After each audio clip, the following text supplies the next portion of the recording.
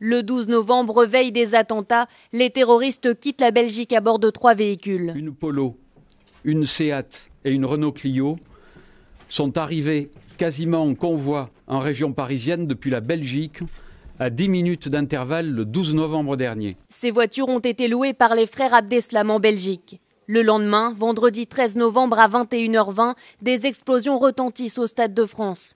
Les 3 hommes du premier commando viennent de passer à l'acte. L'un d'entre eux n'est toujours pas identifié.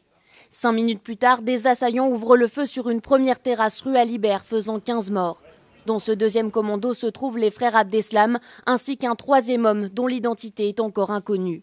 À 21h32, les mêmes hommes tuent 5 personnes à l'angle de la rue du Faubourg du Temple et de la Fontaine au Roi.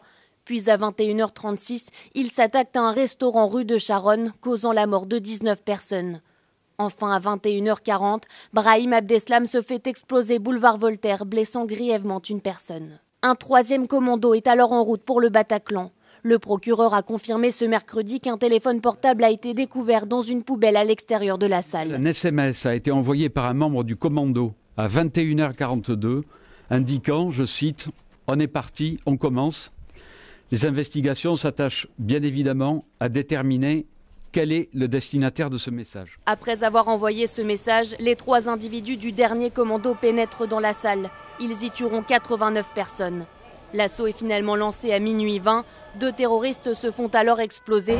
Un 3e est tué par les forces de l'ordre.